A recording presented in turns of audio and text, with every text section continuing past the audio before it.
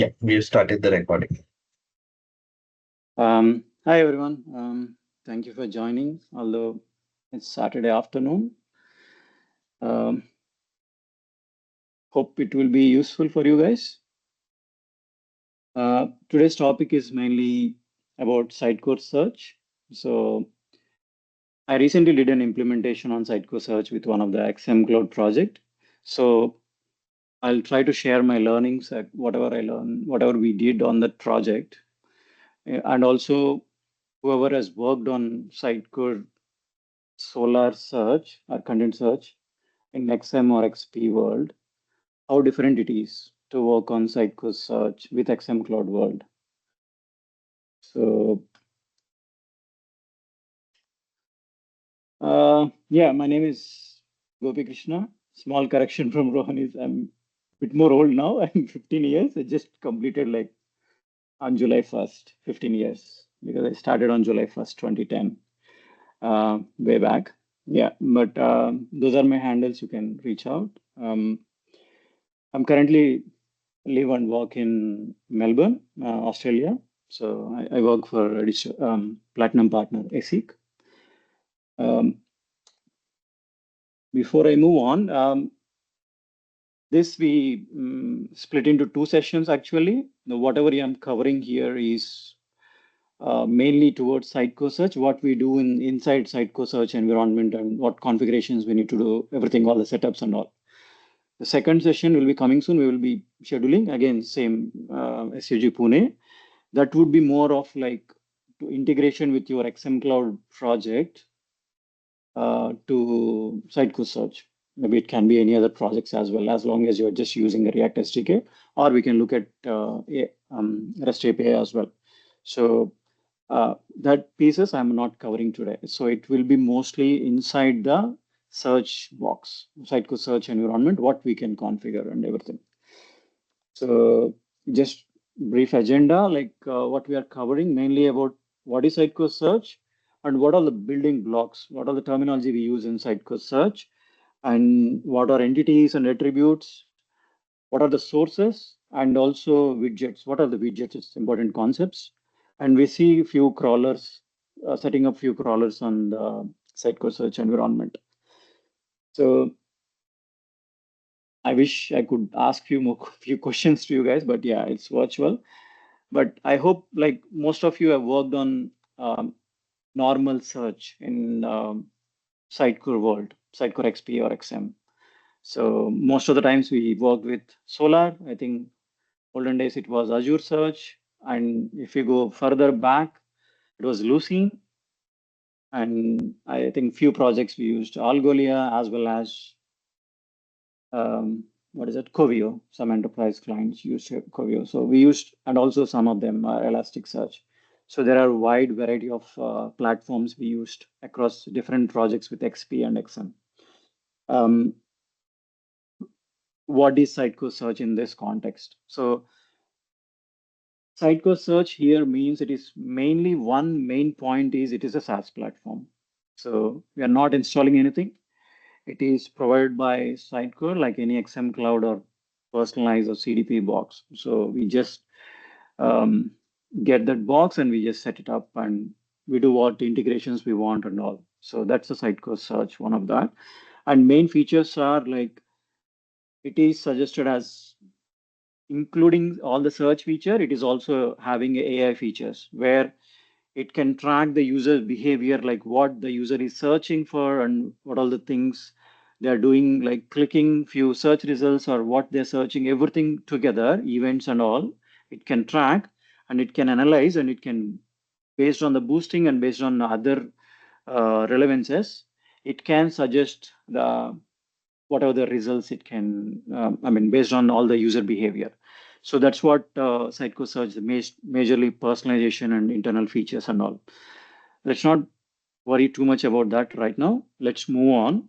What it means for developers. So for developers, it is headless first and API driven. Obviously, it is a SaaS platform, and all the SaaS platforms provide you number of SDKs and as well as predominantly REST API. So you can configure with whatever the platform you use. I mean, web app or any other APIs. If you want to consume through APIs, or if you want to show in different omni-channel devices, you can show it. So that's first thing, headless first and API driven. And content ingestion, this one we need to think in different way compared to what we were doing in Sitecore XP world with Solr. So we will have a look at that, but content injection is a central piece of it, because obviously Sitecore search or any search to work, it need more content. So from where we are going to get the content and how we are going to inject, that matters a lot. Um, and built-in relevance tuning, obviously, I don't know if you have ever worked in boosting and all, like we used to do it in content search code. Like when you are searching the keywords, we search title, it is a boosting, description is little less boosting, and we use content and all. So here, most of those boosting rules, all these things we can configure directly in the Sitecore search environment itself, sandbox. Or again, similar case with facets, filters, synonyms, autocomplete. These are all the basic Sitecore, basic search features. All things are available in search and Sitecore search as well. Obviously, SDKs, React SDK, REST APIs, and JS Tracker. So they initially provided only REST API. Later, they implemented React SDK. Most of the projects now use React SDK. I mean, most of the clients are XM Cloud and integrating with Sitecore Search. Move on. I'll just try to see how it used to be in XM world for us. So in XM world, it can be XP as well. So content authors used to work with Sitecore XM using content editor or experience editor, managing their content, right? Now, when they are managing the content, obviously they made all the updates and everything. And what they do next, they want to make the changes live. Then they do it is publish. When they do the publish, they go to the obviously live. Live means I'm not going internal details of like master DB, web DB and everything, but imagine they go to the live website. And at the same time, we also used to have indexing strategies and all these index updates and all. So that indexing also used to happen. Obviously, it can be any other search environment, Solr, Azure Search, Elasticsearch, and other things. But let's take majority of the cases, we used to use Solr. So at the same time, that one item used to go to one item used to go to website, and the same item update will happen in Solr as well. So we never need to deal a lot of things in Solr. We used to configure one index, like default indexes, core, master, web. And if we need a custom indexes, we used to set up the custom indexes. But we never need to go and add individual fields, right? Until unless there is a computed fields and all. So next is obviously visitors visit our websites. And if they search something on the website, we go and, we write the code of integration to search in Solr, and it will give us the results and it will be shown to visitor. That's the whole process we used to do in XM world. So each index document in Solr is a representation of one item in Sitecore. So you have one-to-one mapping with one item in Sitecore is one index document. So all these fields present on Sitecore item will be present on the Solr as well. That's what the world we had worked on majority of the time. Now, if you go with XM Cloud, obviously it is a SaaS world. We are not directly connecting with Solr or anything. So in this case, we are connecting with Sitecore Search. It can be any other environments as well. Just one main point in this whole thing is there are two searches always. One is a content search and one is a website search actually. So even if you go on to the XM Cloud world, you get the indexing and everything. Those are all for the content searches. That is still maintained by Sitecore as part of XM Cloud provisioning and everything. So we are not talking about those. Those are still present, and that is the reason the content authors can search internal to the content editor when they put some text and they can search and all these things inside. But what we are talking mainly about website visitor search, website UI. So now also content authors will make changes on XM Cloud, obviously maybe using new page builder or it will be content editor. And once they make the changes, they publish to website and all the obviously publish to the edge and that will be consumed by website. Now all these changes are on the live website. Now this is the most tricky part for us to understand. Now we are not talking to XM Cloud directly. Our XM Cloud is not talking to search directly.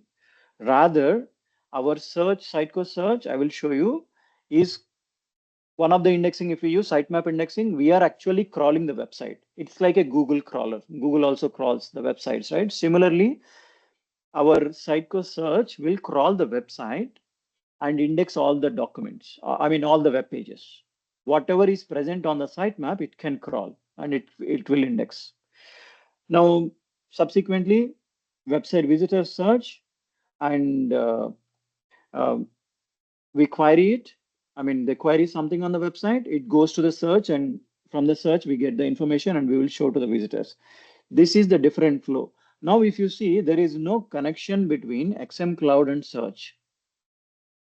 Rather, search is connected to your website. So your source of truth currently is on the website. So I'm consuming whatever is on the website and I'm providing some search capabilities on the search itself, on the website itself. And now I can also do, obviously this is one website.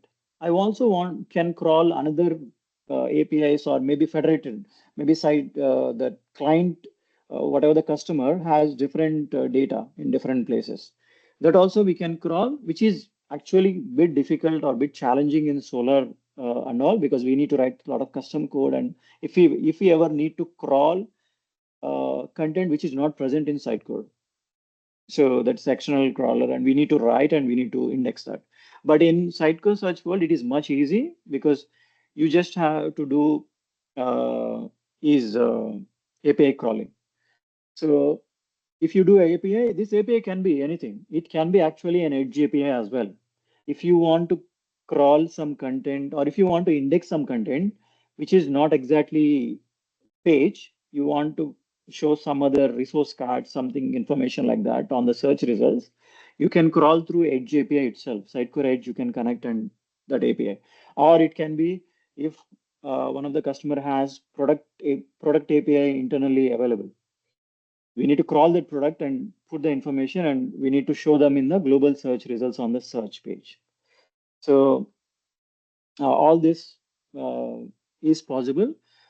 And you might ask a question, okay, what happens if I want to go back to the old world?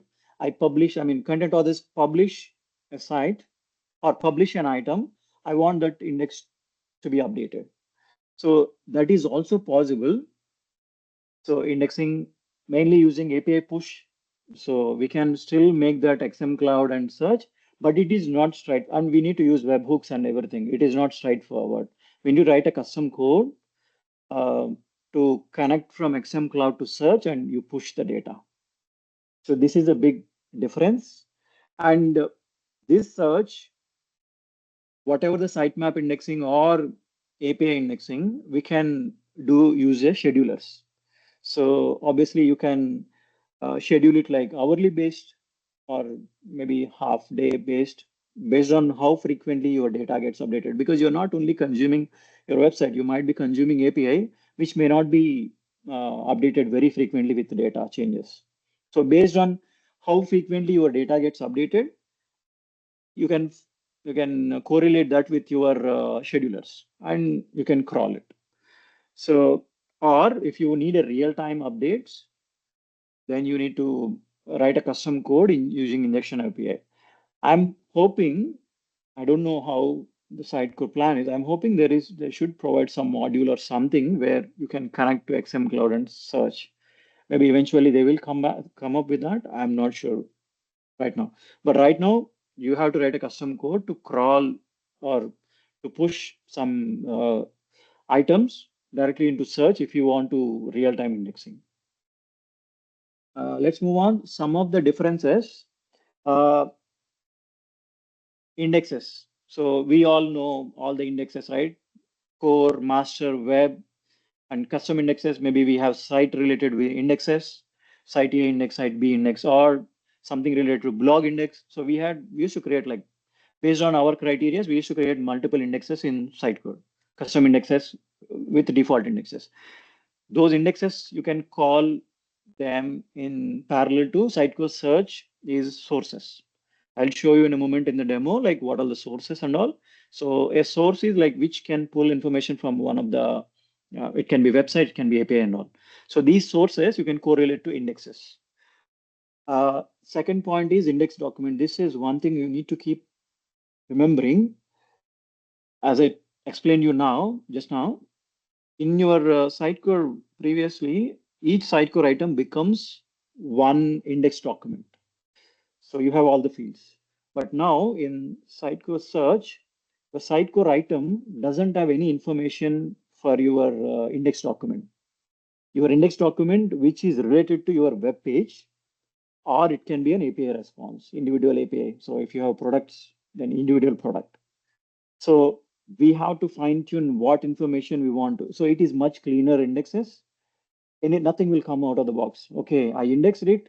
Does it come with all the data? No. You have to specify which which information I want to make it part of the document, and which index I want to make it like searchable, which information I want to make it searchable, which information I want to send back to the results, like whichever is searching, global search result, like title, description, URL. These are all like to be shown on the UI. There's another big doubt I had when I was trying to jump into the search implementation was like we are so used to computed fields, because not always you have like readily available data in individual items. So I might need to do some handling of that and finally prepare that computed data and send it to the Solr. So that's how we used to do it. Now we don't have computed fields in Sitecore search world, because it can only crawl. I mean, I'm telling mainly about website sitemap crawler. It can only crawl whatever is present on your website or web page. It can't crawl anything else. So if your web page contains that content, then it can crawl. So you can, if your web page have that information, you can pre-process that on one of the component and make it, or you can do that. If it is a simple, you can do that in extraction. So when you are extracting each web page, what all the information you are extracting, you can code it.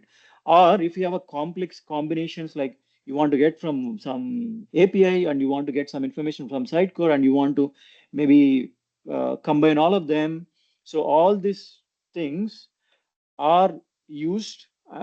You have to do middleware, somewhere middleware you have to do it, and that you can push it. So there are different places you can do it. It depends on what computed field you want to use. So that's some of the differences about overall Sitecore XP and Sitecore XM. Before I move on, I'll just take some questions. I think I'm getting some chat. Let me related. Is there any separate search box for non-prod and prod environment? Yes, I mean, it depends on your what you call uh, your customer licenses, because I think non-prod and prod, you need to buy the licenses. There are some limitations for non-prod, and obviously prod will not have limitations, but uh, like I mean, whatever the implementation I worked on, we have non-prod and prod. So non-prod, we are connected to all the environments except prod. Obviously, prod is mapped to prod. Is there any min and max content amount limit for search to work effectively? I think we can pull up some information. I think there is some MB size of that document. They have a limitations that's present there. So it is. You have sources. I'm not sure about licenses. I think this is all related to license, or this is generic. There are limitations of like 50 sources. I think it's kind of 50 indexes you can create on one environment. And as well as each environment can, I mean, each one can have these many number of attributes, and each attribute can have this much amount of information. It can't have more information. So there are some limitations. Can search Sitecore Search crawler an internal data source that is behind a firewall? That's a good question. Sorry, I'm jumping ahead. There's so many questions. Is there any min and max content amount? Yeah, that's a answer. Is there any rate limit for search API calls per second? I think there are some limitations. Again, this is based on the license, I think. And also, if you are going over that, I think it will still work, but you will get a overage bill that whatever is going extra based on your license limit, they will obviously Sitecore will send you the bill. Like what are, per monthly, like how many you went over.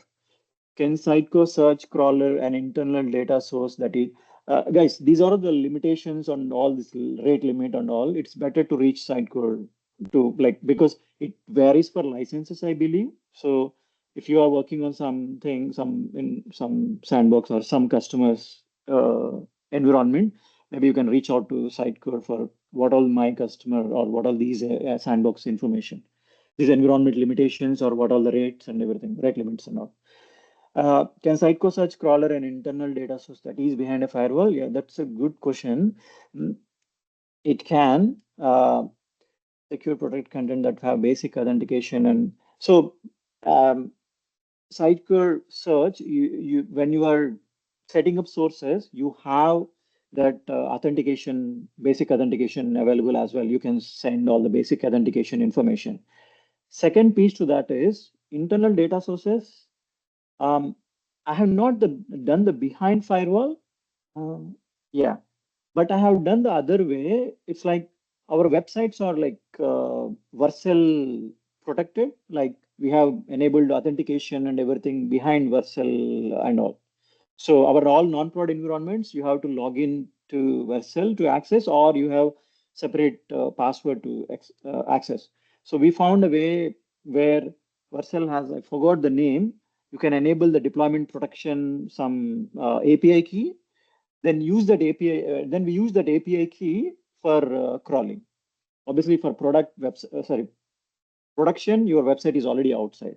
But all the non-prod environments are behind the Vercel logins. So we enable that API keys and all. I'm not exactly done like companies behind firewall, but that's how we have done. Maybe we have to find a way for that. I think Sitecore provides some IPs, so they can whitelist those IPs. I believe we didn't need to do it, but I think that is one way, like with that firewall, I believe. So they have to whitelist those IPs so that Sitecore Search can crawl information.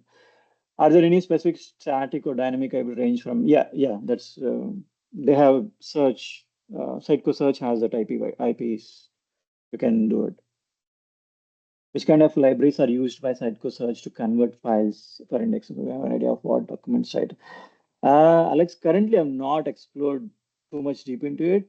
We had that requirement, but obviously due to time constraint, we had to go away from the requirement. I only researched a bit on the PDF crawling.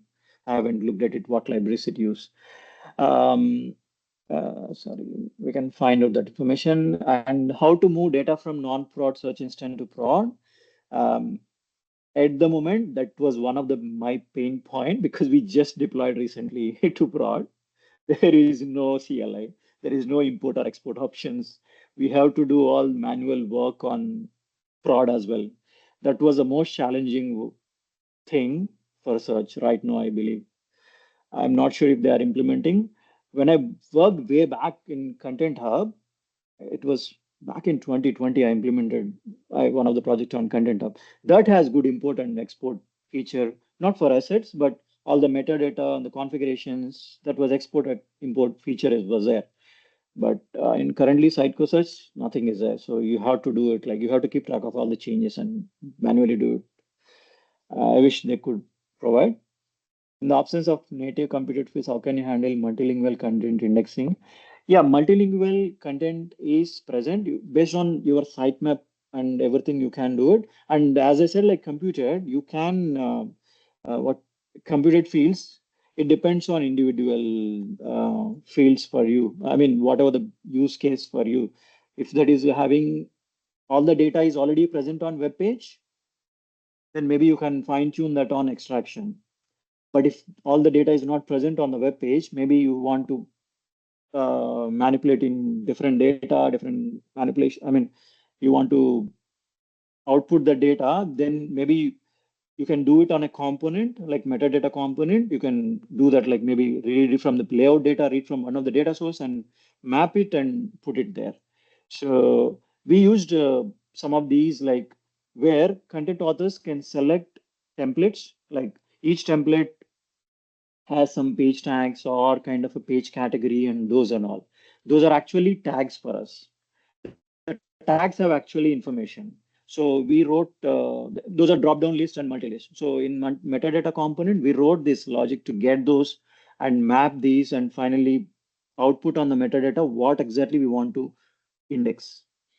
And in the indexing extraction level, we did some of the manipulation. I'm not remembering exactly right now, but we had some date calculations and date to year extraction because we had some year drop down in the facets. So those kind of extraction we did on the extraction. So it depends on that. Date is already available on the web page. We just did the date extraction on the Sitecore Search extraction document extractor. But this taggings and all mappings, obviously, it has to be present on the web page. So we did pre-processing. So it depends on individual cases, like where you want to put it. Apart from, I think there is a multilingual support is there currently. Again, I have not. I'm work mostly on Australian projects. Like we have one language. We don't have multilingual. I think, but Sitecore Search, I did explore a bit only. Like it supports multilingual, but I'm not exactly sure on what you need to configure. I know that in Sitecore Search you need to configure on the doc on the attributes like that language and all, but I have not deeply worked on it. So I might, yeah. In the absence of native computed fields, and yeah, I think both repeated. Yeah, I'll move on now, and I'll just move on to some other, and we'll see the demo. Then you keep asking the questions. Yeah. Um, so what are the building blocks in Sitecore search mainly? So these are the terminology we use a lot when you are working with Sitecore search. So one is entities and attributes. I'll explain in one by one again. Entities and attributes. Sources, as I said, like is more or less like mm, entities and attributes define the data structure, like our templates in Sitecore. Sources like mainly specify where the origin of data is, like indexes. Crawlers work with sources like to gather that what like website, sorry, site maps are like web crawlers and APIs are API crawlers. Those are the crawlers and extractors and Cheerio.js. Extractors are like where we write actually code to extract that. We can write code or we can map the text paths and all. I'll show you JS code. Cheerio.js is one of the library Sitecore search uses to that's using that library only we write that code. So we have to be familiarized with this library to build that extraction logic. It's not complex, it is just a JavaScript code. And widgets is the one, it took a while for me to figure out what is this widget because this we do not have in normal Sitecore XP with Solr website, I mean implementations.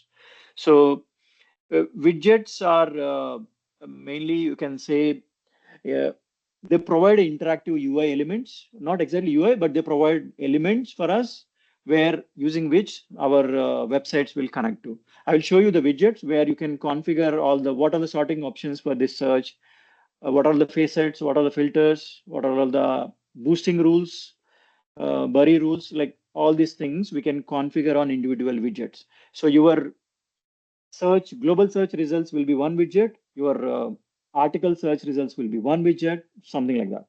And analytics, yeah, Sitecore Search also have a lot of analytics, which configures like what search keywords are mostly searched by users, what you call, what search pages or what items are mostly clicked. So that kind of driven. CEC Workbench, so it is called Customer Engaged Console.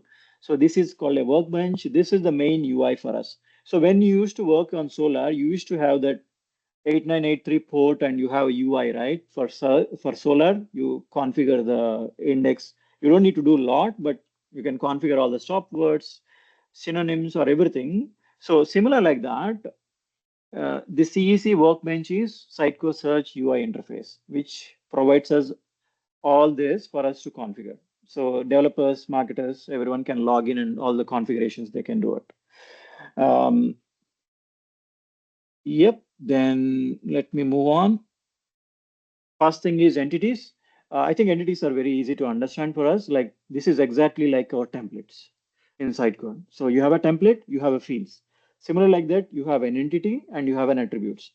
But the thing you need to understand is it is kind of a superset of all the attributes.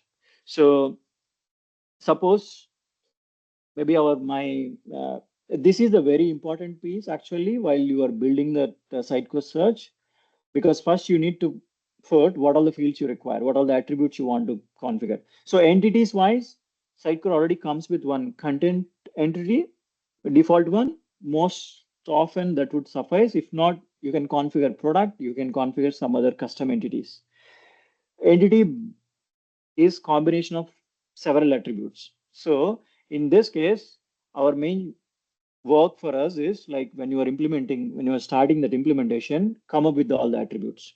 This is similar like when you are implementing some Sitecore component, a carousel or something, you will come up with the fields, like what all the fields it should have and all. It's similarly, you are building a search, you need to come up with all the attributes. Here, only thing is you need to build a superset of fields. So your product, you might have name, description, URL, image URL, those are all common.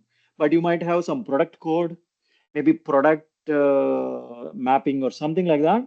It is only related to product. But if you go to article, it might have article date, article author, and everything. And if you go to some resource cards, resource card will have some resource type, resource category, and something else. So they're like you are coming with bunch of fields now. Now all these fields will go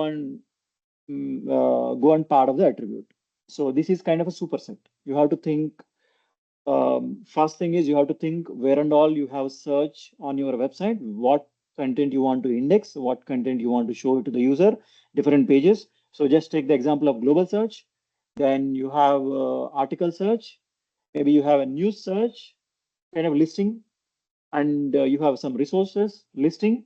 So all these things you have to think and what data I want to put in entities and attributes.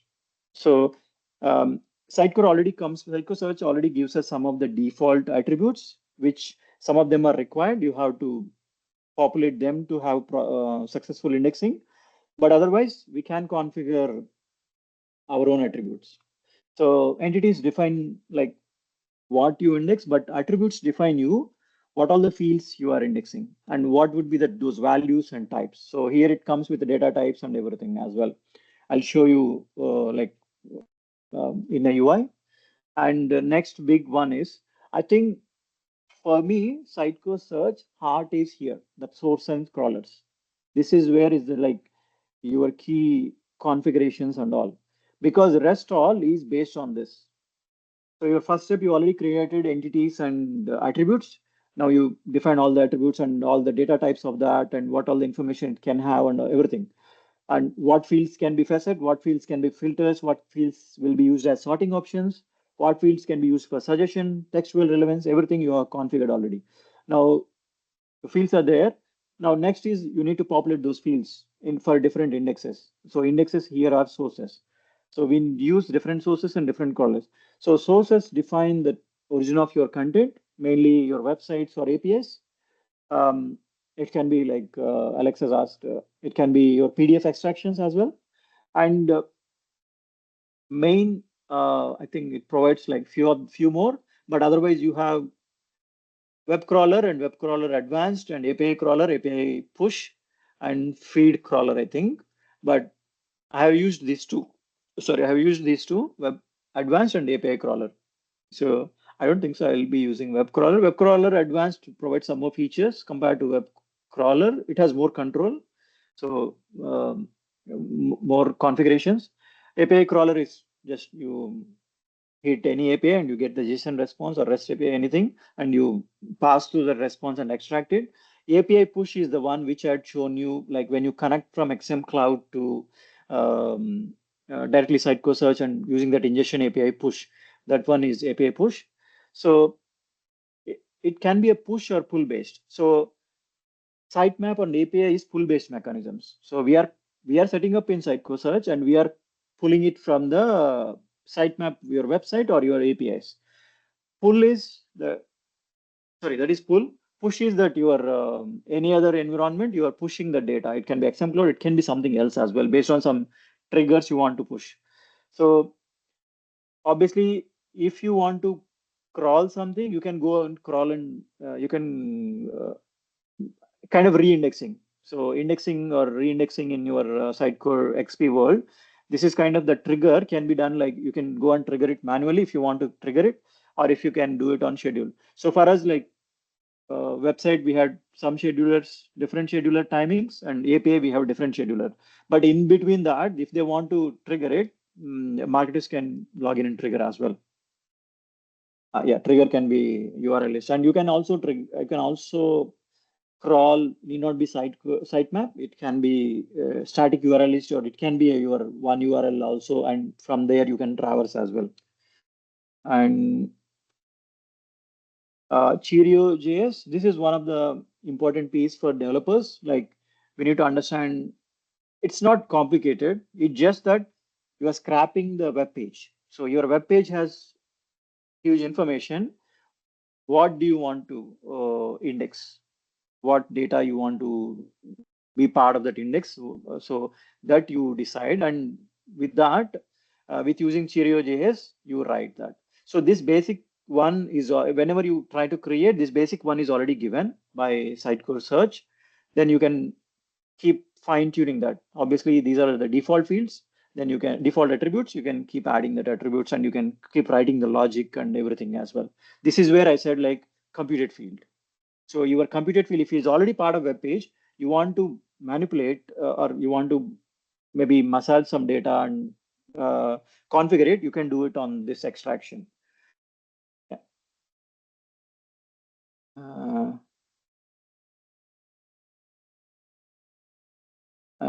So I want to show integration implementation learnings, but I will show the implementation learnings maybe after the demo. So let me go back to my sandbox. Just a second. Where is mine?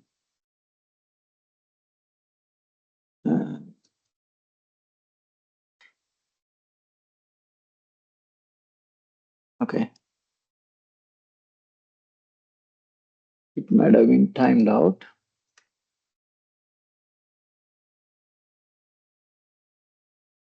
In the meantime, I can see some questions. Can content authors and marketers use Search Portal UI for? Yeah, actually, content authors can use it. So the question, if you reading, can content authors and marketers use Search Portal UI, or it's only for developers? Actually, our work is less compared to marketers' work, because once we set up all the crawlers and all these things, then we are done. We'll be mostly working on the integrations, but what boosting they want, what synonyms they want to set up, and everything, the marketers can set it up. We have different user roles as well in Sitecore Search environment to configure. So you can configure developer role, or you can configure admin, you can configure marketer, or I forgot what is their role name, but yeah, marketers also can log in. So most of this is the common theme. Most of this like personalized product, which I worked on a while back, that also there is a marketer role. Sorry, there is a marketer or digital strategist role a lot. Developers load is only if there is any involvement of code. Here, even without code, you can do all these sources, extractions, and everything. But yeah, obviously, most of the time developers will do this. As Sitecore Search is SaaS product, what consideration should finance domain, client, or public sector customers take note? What data, PII data is being captured and stored in server? Handle data privacy. Yeah. So, Alex, it's suggested don't use any PII data. But if it is part of already that, you can use, and there is a GDPR one is there. You can also delete request for all the GDPR data delete and all. But suggested that you don't put any PII data. It's a common search pages and everything. So it's mostly done as anonymous visitors most of the time. How would we handle multi-source indexing when different sources have inconsistent structure and schemas? Yeah, I mean, that you need to handle in extraction logic. So uh, obviously your attributes are so many, and you can only fill few attributes based on your okay, your sitemap. If it is an article page, you only get some of the fields. If it is product, you only get some other fields. So that's why null checks and all these things and fallback fields, all this logic is important. Your web page, obviously you will check, maybe if you have a metadata field, you will check that metadata field. If that doesn't have a value, you may use some other OG or metadata, all these things. And if you are checking for some other scraping through some div tags and all these things, maybe you will do it. But everything has to be having a null check, and you should have a fallback. So we can't expect all the fields gets filled. That's why I would suggest, and also one more important thing is, if you are creating any custom attributes, think carefully if you ever make it as a required field, because the moment you make it required field, then it is your job to make it always like you need to fill that value in the extraction. What if you don't have that value on that particular document? So that you have to think. How would we if we have indexed fields like title and rich text, but a particular template is not included in the index, will the content from those fields used in the template still appear in search result? Sorry, let me read it again. If you have indexed fields like title and rich text, yes, but a particular template is not included in the index, will the content from those fields used in the template? Sorry, um, I'm missing that. I don't understand exactly, Ukesh. Can you please rephrase, or if anyone understands? We have indexed fields like title and rich text, but a particular template is not included in the index. Will the content from those fields used in the template still appear in search results? So there is, I mean, I don't understand, but I'm trying to understand and I'm giving the answer. Correct me if I'm wrong, like you want further information.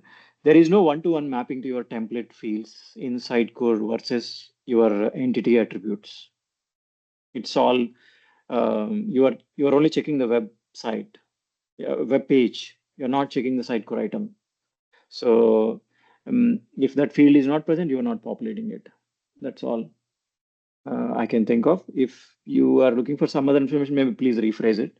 So let me move on. So everyone knows, right? Like any Sitecore Search SaaS product, if you want to access, we will access through Cloud Portal. It is something like Azure Portal.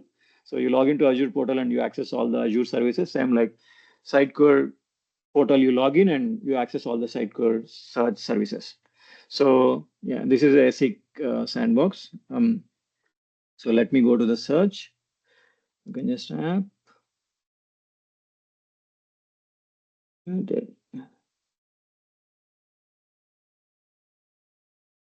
This one is 1 second. Okay. Can I move this one other? Oh yeah, I can move it here. Yeah, that should be fine. Yeah, this is a sandbox.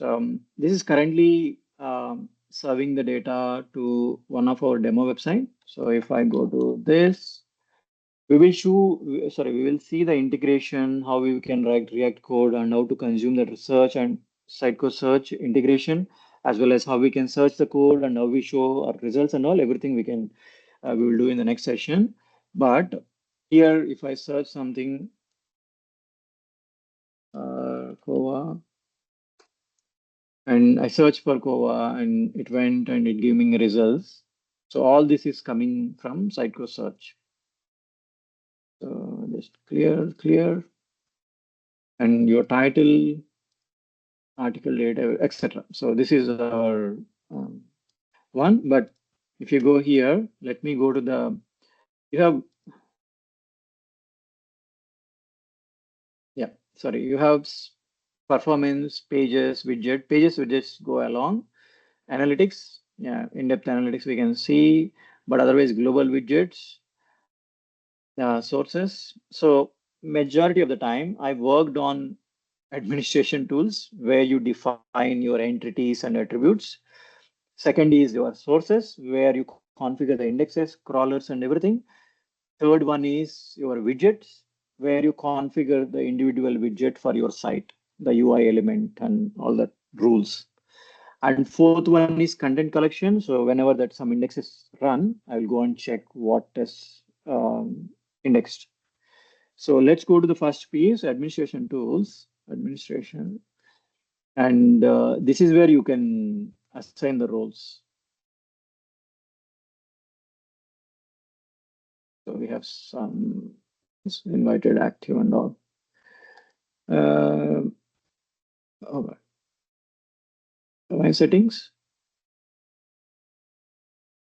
So you have some domain information, which is usually configured by Sitecore itself when they provision this Sitecore's when this provisioned, and the domain ID is important because this is what you will connect to. So this is the domain. So this you see, this is the domain ID. This is used for the integration, and obviously the entities. Entities is the one which you can configure. This is the entities. So if you want to add new entity, you can add it. But most of the time is content is enough for us. Uh, so it's already given some of the information. Like when you have different schemas, you can do it like completely different schema. So obviously your content on the web page is different. So your product will have different schema. At that time, you can use product and you can merge all these results and everything. But otherwise, for our scenario, content was enough for us. Content entity was enough, default one. Yeah, this is where actually you configure the local. Like someone was asking, right? You can add another language and everything, but I have not explored enough on that, how you index and everything. Uh, Document display setting, I'm not sure. And also please remember, I mean, maybe future, whoever sees this in YouTube, um, this UI and all this element have been changing a lot. If you watch some of the Sitecore Search like webinars or demos from 1 year back, that properties and all is much different to what we are seeing here. So as it is a SaaS, you don't need to upgrade, but it's been keep changing from Sitecore team. So analytics exclusion list, it's leave all this. You go to main thing is attributes. So general settings you can leave. So and also let's filter it out by content and scope. So I'll just put it order by. So if you see anything is inherited, which is kind of a out of the box field. So you see this, there are some of the out of the box fields comes URL. Obviously, any document should have an URL because it need to navigate to that URL. And any document will have image. I mean, obviously you can populate the image, you don't need to. But if you populate the image, that's where you will show in a search results, global search results or somewhere, or article search results, you will show an image, right? Image, title and description and URL are most common things we show for any search results. So those are all already part of it. Image, URL, ID, obviously this is a unique identifier for each document. Document activeness, which we can use this. So you see this, what are the required fields? Two of them. Two of them are like required. One is ID. ID is mandatory. That's where it makes it uniqueness of individual document. Second is content type. So what is it content type? It can be article, it can be product, it can be maybe news, it can be some resource, something else. So these are the only two fields it marked as required. If you are marking something else, you can do it. But otherwise, tags is you can correlate with SXA tags where you can crawl these tags and output it here, and you can use it for facets and all. So Yeah, content type, article date. So all these inherited are actually given by Sitecore, and local is the one which are by this sandbox. So we are using some stud ID, student ID, and article ID. Sorry, article date, timestamp, and all. But otherwise, again, few of these stat, source, question, name, title, description, these are showing as overridden. What it means is it is actually comes by Sitecore, but we might have changed some setting inside it for our for our scenarios. In that case, then obviously it will be shown as overridden. But otherwise, all we have in this whole setup is two custom ones, which are student ID and article date. Um, I can put any other information, but otherwise, let me just show you like what it means by adding attribute. So you can add attribute to one entity. So you can add maybe uh, just trying to remember what from my project, what was that page? Product type, article, searchable. Yeah, let me create this. So I created something called searchable. Obviously, this is the display name. Most of the places it is used. You can configure. If it is advisable, you can put underscores and everything here with the attribute name. So data type, I want this to be Boolean. Uh, Default value, you can configure description, alias, and there are some setting you can give icon as well, and some settings here. So obviously, if you see this, these are grayed out because we already selected Boolean it is. Obviously, what unique values you will get from Boolean. And available for quick look in CEC, I want this because I want to look at it like whether it will be there in that. Return API response. If I want to return searchable value for whichever the integration point it is looking for that value. Required, I will not do that most of the time. If it is available for rules and page hard filters, if I want to filter based on this in different places in widgets, I can do it. Yeah, that's pretty much it. And if you go to use for feature, I enable that hard filters, right? It is already enabled. And I can use it as a facets, search ranking. Obviously, you can't rank true or false values, the textual relevance. These are all disabled. So otherwise, you just go here and set it, save. So what do you mean by searchable? So most of the time, this is one of the requirement. Obviously, content authors need to have a control of what page is searchable, get indexed, or what page is not searchable. So either you can do it two ways. In the extraction logic, the searchable, you can check and you can just exclude that in document indexing itself. Or sometimes you want it to be part of the document, part of it, index temporarily, but temporarily you don't want to search. Maybe content author just check that searchable is false in the content author individual page level field. Then you can make searchable true or false here based on that condition. And everywhere when you are, yeah, it is telling, oh, this is new for me. So this is telling uppercase letter and support for it will be removed. Yeah, good. I can make it lowercase. Uh, but otherwise, so this is one of the way we can control which documents or which web pages can be crawled, cannot be crawled, and can be shown, cannot be shown, and content others can control that using a field. Uh, Whenever you, I am not going to, or I can reindex. So this is the attribute information, right? So I change some attribute information, which means I would want, if I'm publishing, yeah, this is two levels. You change some information, you can, it will be in draft state, you can keep changing it, but only it gets applied when you publish the change. So you can publish this change. Then if you select this, all your sources in this environment will get indexed, re-indexed because the attribute changed. Then you want to get new information and all. So all the crawlers, it is an expensive operation if you are doing it on like a the production or non-product environment where you have a lot of sources. Here I only have two sources. I can do it. So I'm okay.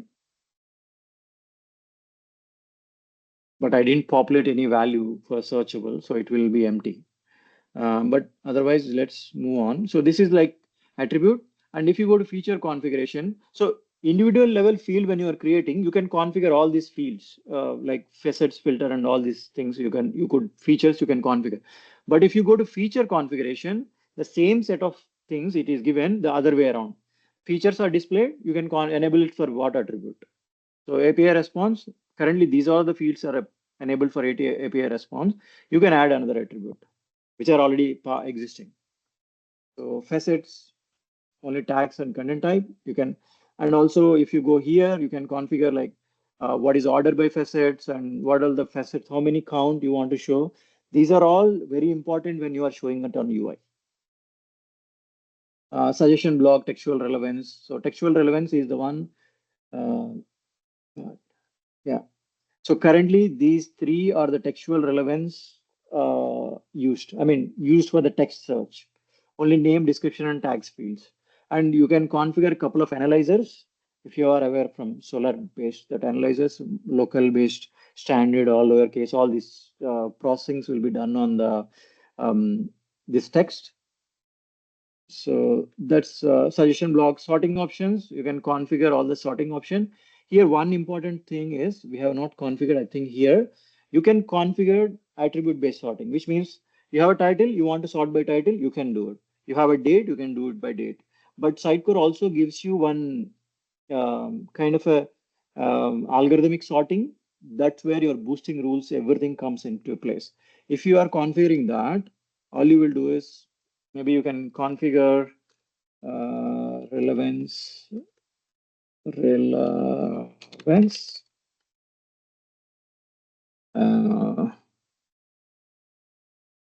Uh, this will be usually, I would give this, and this I would give you a readable name. Okay, because this is shown into the UI. This is behind the scenes sent to the API. So save, and you see this default is algorithmic sorting. If you want to enable it as attribute sorting, then if you enable attribute, then you have to select attribute. But if you enable algorithmic, then you enable algorithm, then obviously this was tricky. Recently we faced that issue. Your relevance means you have to sort it by descending. You can't sort by ascending because your relevance is the weightage for each document based on that. So the more the weightage it is, you have to put the result on top. So that's why relevance descending is the logically correct order. So that's what you can configure and you can just save it. So that's how the sorting options. Obviously, attribute level, you have to enable it, then you can configure it here. I'll publish, but I'll not, I mean, reindex. Yeah, there's some of the settings you do it. I'll quickly move on, sorry. Yeah, I just configured like few minutes ago. I was not playing with this, but this is the main crawler is used on the fintech demo for us. So this has like 40 documents and everything. So this is where it is actually coming. But other configuration I just did. So what I will do is I will configure one more document. I was thinking about, I'm not sure if SUG Pune has sitemap. Does SUG Pune website has sitemap?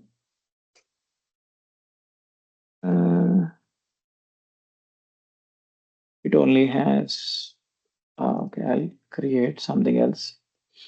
Okay. Or just give me a second. I'm trying to give the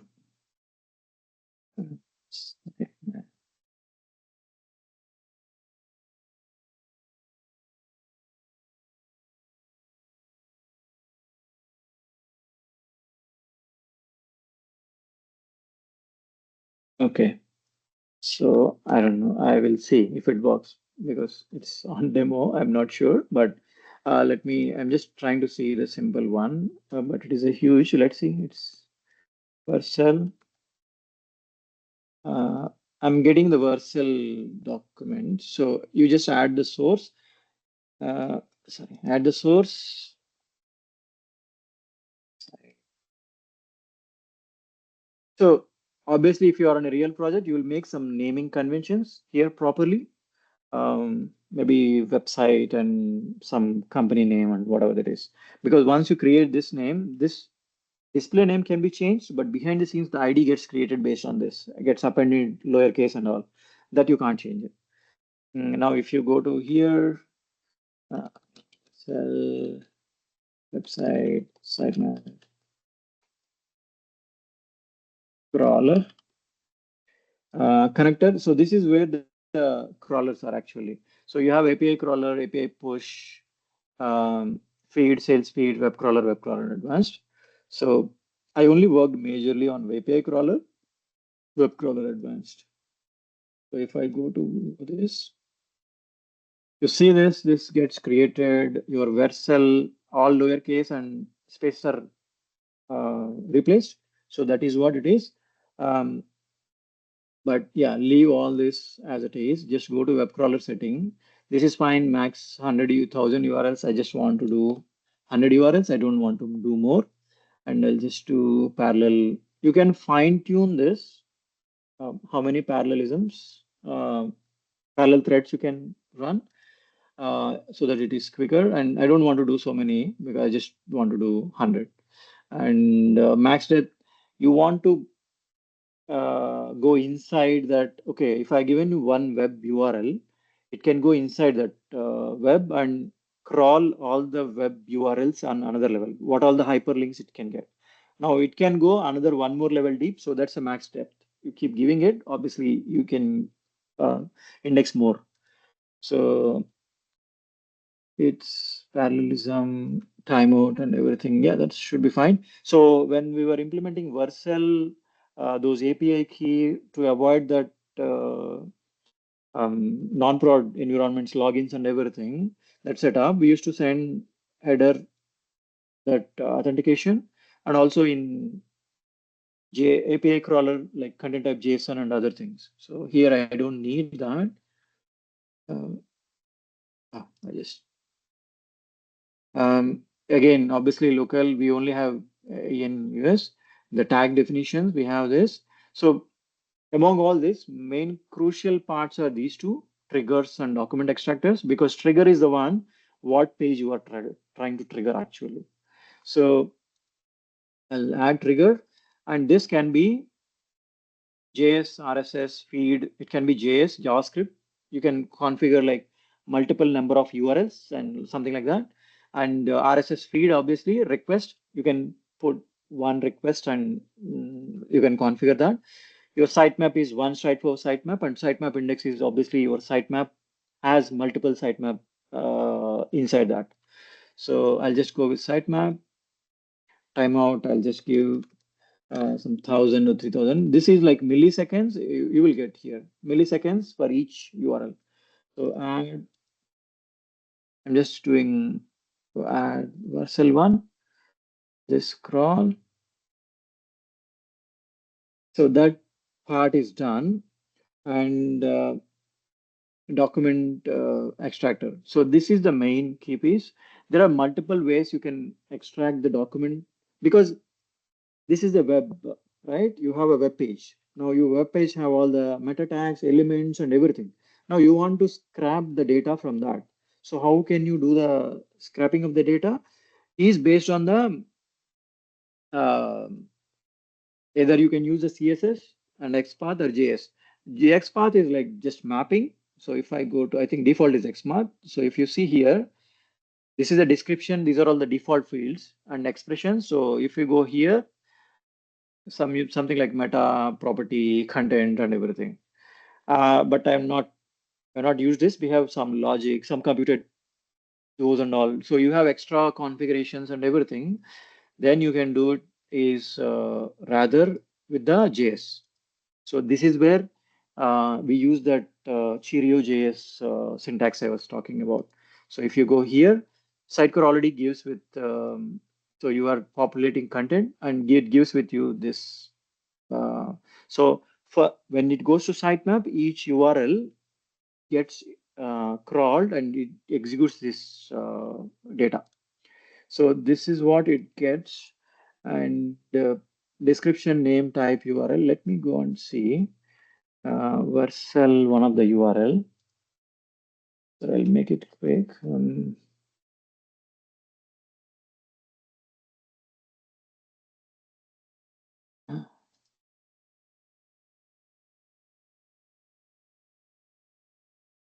So if I go to here, not network elements, I'm just looking at header tags, what all the tags it has, because I am interested in these OG. Okay, there is OG URL, OG site name, OG locale, OG type, image. So those are all the fields it has. So currently the image is not present. I can populate image as well. So if I do comma, I have to know internal of this. So it is image URL. You can go back to the attribute and fetch that, and it is just kind of populating this. So it will be OG URL, right? Rather, it will be image.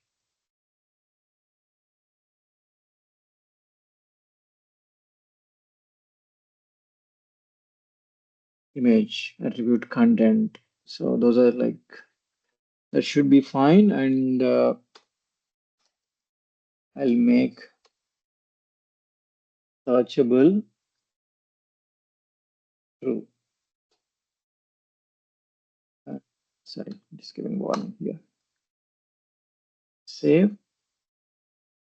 You can validate here, then you can put like, sorry, I can put this URL and try to validate like one of the URL from sitemap, what fields it comes.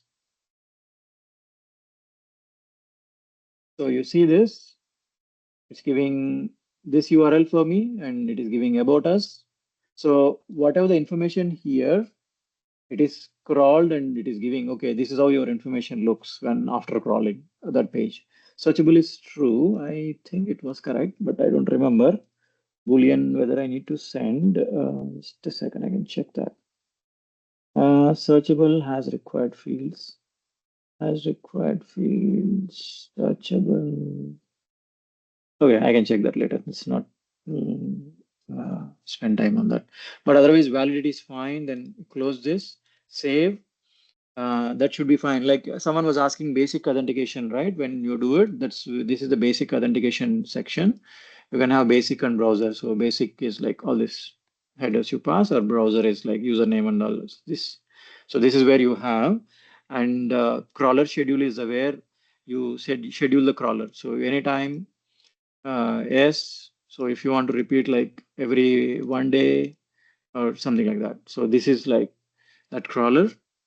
I have not set up anyway. Publish, trigger. So it re-indexes. We will come back to this and I can show you, go back to the presentation, or I can take few questions, then I can go back to the presentation again. Can we get the results based on number of views for the result? Is there any specific configuration? Yeah, that's a good question. I think there was a default attribute. It should be default attribute. Based on that, we can do it.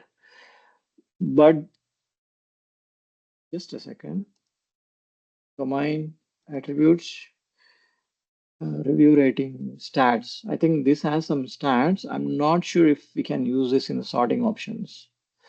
That I would have to check. I'm not sure there is any straightforward way, because the analytics gets tracked, how many views and everything.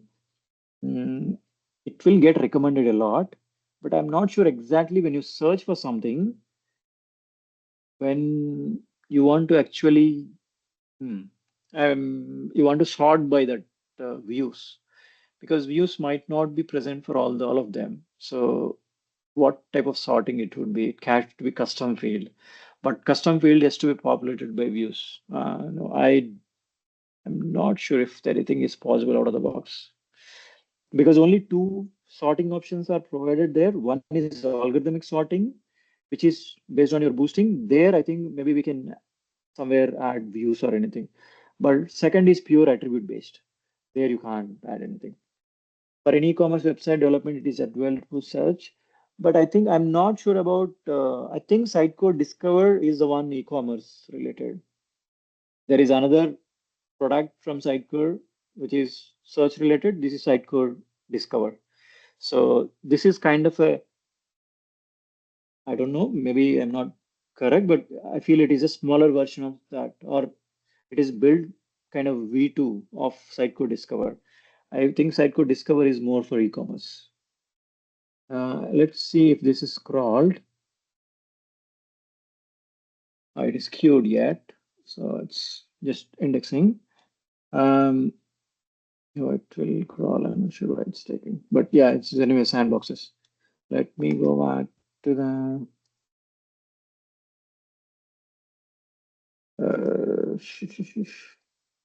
Yeah, so there are some implementation learnings. Um, as I just told, so you have to make sure all the required fields are important. You just saw my extraction code. So this is pretty much similar like this. You see that we didn't mention anywhere ID. So what happens is if you are crawling something and only your one document is extracted in that, then you don't need to specify ID. Sitecore automatically internally assigns that ID. But there is a catch. If you are crawling an API, that API gave your JSON response of like 50 products. Then you are looping through those 50 and you are indexing one document push. At that time, obviously it is not one extraction, it is like multiple internal things. Sitecore will not assign ID. That's your job to assign ID. This I learned very hard way. I did the website crawler first and I'm done. Okay, I didn't need to assign ID. And then I went ahead with the same flow and I created API crawler and did. I had to break my head like why it is not working. It used to give me same error like indexed is zero records. And I was like not able to understand what exactly is happening until finally when I figured it out based on some trial and error that you have to assign that ID. One thing Sitecore Search has to improve a lot is logging. Uh, there is not enough information or there is no separate UI for us to go and check the logs. I think search team will eventually provide us. But if any time your crawler fails, it's only limited amount of information is available on your like. Just now we saw the searchable like capital and small letter is came and it's like a warning. That kind of information is given there in the logs. It's very vague sometimes, and I was like breaking my head for hours, like why it's not working. It's the same way I implemented a web API. I had to go and read the documentation and everything, and then I understood like ID we have to assign. So I wrote like some random ID generator code, like with all those kind of a grids generated code inside that, inside the extraction, and using that for each document. But if you have you in your response, in your JSON response, each product have already unique identifier, you can you use that. You don't need to go into hassle of writing get random ID that code. That's one thing. That's why I'm saying like you always need to remember if you are making any custom fields as required fields. Um, uh, yeah, this one again we had to do like we have all the sitemaps crawled and we are showing on global search results. We have some concept called one of the project. We have some concept called resource cards. What resource card have is they're not pages. They are actually some documents which can be downloaded. So in the UI, we have to show image, title, and little description, and where the document tags and document. These are not actually not part of sitemap. So how can you crawl? You can crawl based on multiple ways. You can output all this in one listing component and put it on one web page and crawl that web page and do all these things. Or second is best way is you hit and you use an Edge API directly. Sitecore provides experience Edge API, right? You can use API key and hit the Edge API experience Edge API and pass your GraphQL query to get the data source or the data wherever it is. Resource cards are not pages. So get those resource cards and index those and then use for the search results, resource search page. So that's one way of doing it. I did first the other way, like put it on a web page and do it. Then later I figured out may not be proper. Then I had to switch to API crawler, and it is much more easy now to, because anytime I change something, I have to make update to the listing component, then update everything. But now anytime we make any updates, Edge already gets it. We just need to update the GraphQL query if at all we are doing it. Then you just get the data immediately. You don't need any component updates. Um, Cheerio syntax, which just now validated. That's how you can validate. If not, you can do it like there is a Cheerio sandbox, very good one. I used it a lot actually because I had to implement different crawlers and different code. So this code, Cheerio Sandbox already has a prompts, that AI prompts like ChatGPT. You can give the your web page, and you can write a prompt like, I want to extract on this page these different fields. It will give you the code. Then you can further fine tune the code, which format you want and all everything. So that sandbox is much more easy to write and test rather than in this. Um, yeah, I mean, we used OG tags or Twitter tags. We can use it, but we also found like sometimes best to use like search tags. So what we created is something like this. So metadata property, this is OG page type ideally, but we use the search page type. So like that, we created a bunch of meta fields. So there you see it in that component, that metadata component, this search fields are there. Those are specifically for the search. So if at all um, content authors want different for this search and different for the OG, then they can do it. Or if not, we already wrote fallback. If search fields are not populated, then we use the OG metadata. If OG is not populated, we use Twitter. So like something like that. I think I'll not set up this later. Oh yeah, but anyway, now always remove this one. Recently I faced, I had to struggle a lot. Like we had a custom entity previously created, and that has associated sorting options. We deleted that custom entity, but these sorting options were left out. So whenever we try to go and make any updates to normal sorting options, it was keep giving error, like some weird error. We couldn't figure out what is happening. Then later we found that there was orphaned sorting options which are connected to the deleted entity. So what we had to do is we had to recreate the old entity. Then we can delete these sorting options, then go back and delete the recreated entity. Otherwise, we were not able to do anything with the sorting options. Um, yeah, Vercel protected URLs. I just explained that we use that custom extraction or the deployment protection API key that you can use it to bypass. Um, I will show you in a moment. In the sources, we just created one source, right? You can easily duplicate that with the same set of configurations and everything. Maybe you change the sitemap URL and everything. This is extremely useful for me because we have multiple, like 4-5 sites, and each site has 3-4 crawlers. So I only created for everything properly for one website, all the 4 crawlers. Then all the other things, I just duplicated it. I just changed the same settings. Only thing you need to keep in mind is when I duplicated, some settings are reset, like some max depth or parallelism, they are getting reset to the standard ones. So I had to go and reset it. But otherwise, rest all configuration was intact. I don't need to change again and again. Uh, Sources cannot be deleted. When you create some dummy source and you want to delete it, you can't delete it. There is no delete, hard delete. It is only archive. You can always bring back the archive. So we want to clean up some of the tested ones and all these things. We didn't delete, we didn't want it then, but we can't delete it. This, as I told, you need to establish a clear naming convention because ours is website name, customer name, website name, or I don't remember which order was it. And then it is website crawler or API crawler, that kind of a naming convention. So any developer who sees the crawler name or the source name, they can easily understand which website it is related to, what type of crawling it is, where it is used. Because remember that naming convention, once you created, obviously display name you can change, but the IDs you can never change. Just some limitations. Um, this again hard way.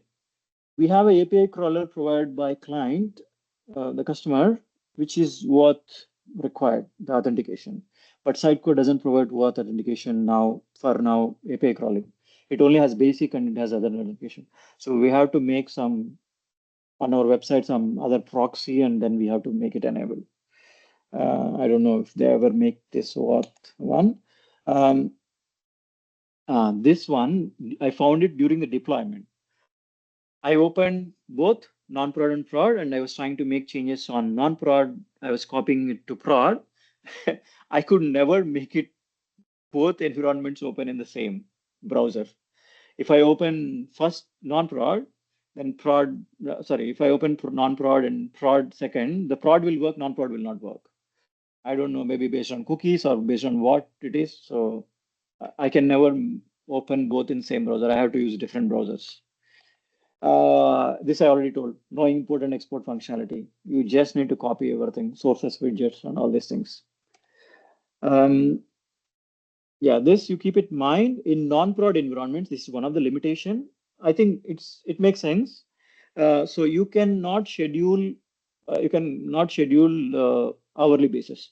The least amount of time you can schedule is for 24 hours. It's only a problem like when your testing team, your QA team is testing the search and they want making some changes, they want to test and all. It's every time they need to go and manually crawl it if they have the access, or if not, some developer need to go and trigger the crawling. But obviously, prod has the least amount of you can configure is in hours. So you can configure 1 hour based crawling. Uh, I have widgets, I have search features, this fine, and some demo. So widget, I'll just show you, maybe not explain, I'll just show you what is widget exactly. But all these search, textual relevance, boosting filters and all, it's already available inside code. Entity and attributes I already shown, web and API crawler. Uh, and I didn't find any developer certifications currently related to Sitecore Search. Only course I found is on learning.sitecore.com portal that search for business users. And there is, I think, Credly badge as well. I think you might need to pass. I didn't write it. I just saw it. You have to pay, or I think partner credits coming, but I never got chance to do it.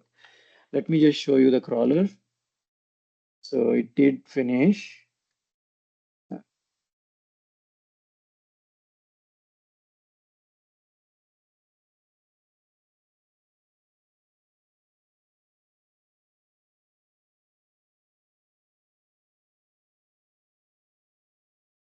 I did limit 1,000 or 100. I don't remember. Yeah. So it has items index 1,000. So, sorry. If you want to see the index content, you can go to content collection and you can select Vercel website crawler. You see that there are 1,000 items.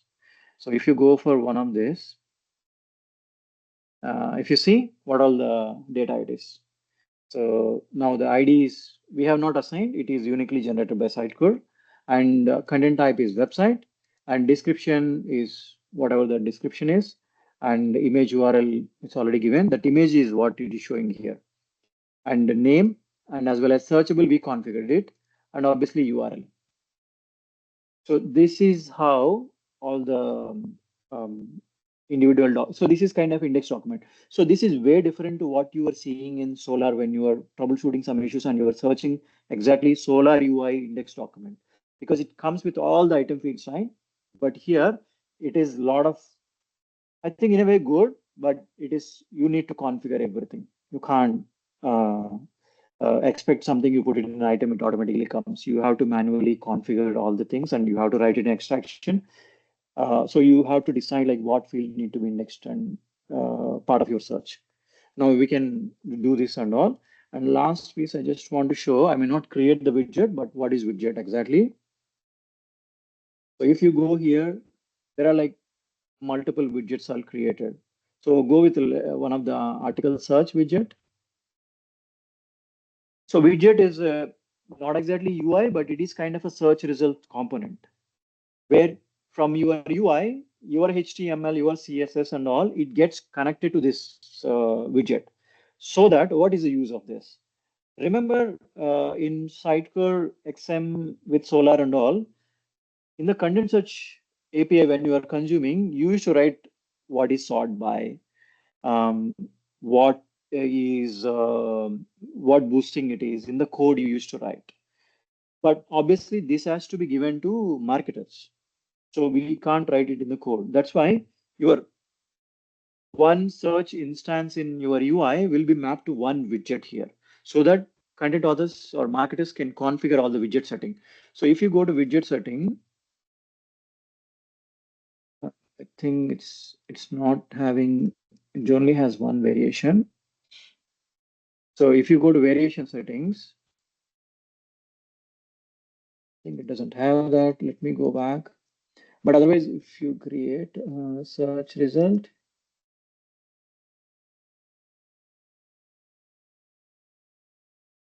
where are your variation settings? Search results page. 1 second. Preview search.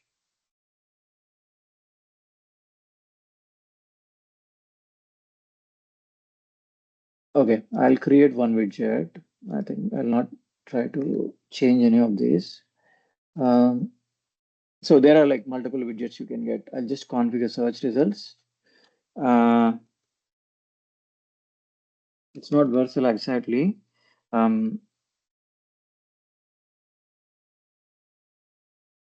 Test results. This is RFK ID we are following, but I'll just put some 12 or 15.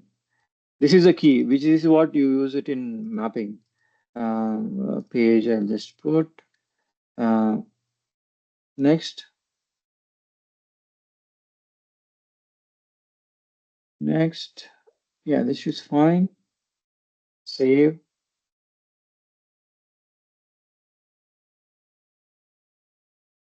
Okay. Yeah. So you add all these rules here. So if you go to blacklist rules, you can configure now search.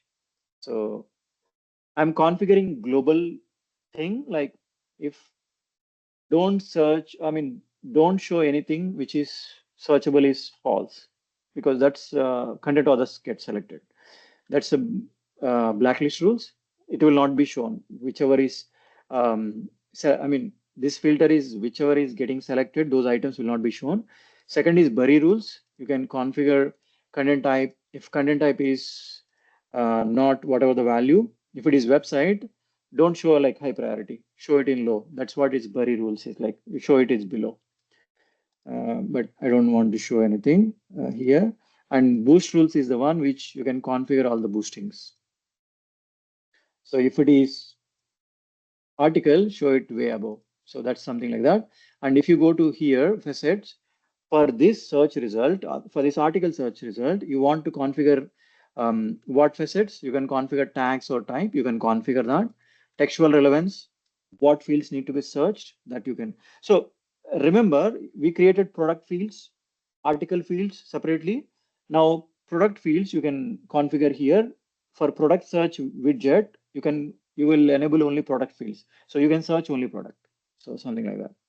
And search ranking, all this, and personalization and sorting, you can enable sorting.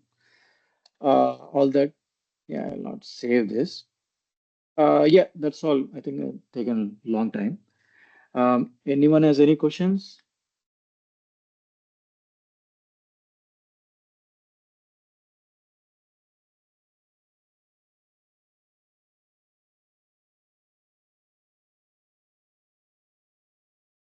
Um, if anyone has any question, or if not, yeah, Rohan, you can. Yeah, I think you answered most of the questions, and the only I see the latest one is where can we configure the weightage of the field. Okay, I Oh think yeah, there so was. you can configure here widget. variation. So if you go to add rule, textual relevance. So I enable these three fields for this search. So I enable this, this, then advanced mode, weight. So I can enable the weightage. So I can put maybe name as like higher weightage than description, than tags. So weightage is not common across all the searches. Weightage is specific to your search. So this is, if you imagine this is the article search, this weightage is only applies to article search. But if you go to global search, in the global search widget, you need to configure. Yeah. Yeah. Any other question? No, I see that was the last question, and respecting the time as well. If there are Oh, any yeah. questions, please share it with us, and I'll make sure that I pass those questions to Gopi and get it answered. But thank you, Gopi, Yeah. like taking us through this. It was very helpful. So the last piece of our webinar today, like we generally give the Amazon vouchers for there are two categories. One is for asking good questions and second is a lucky winner. So we can go with the first one.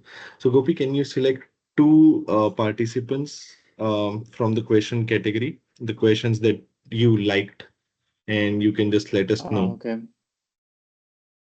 Uh, okay. 1 second.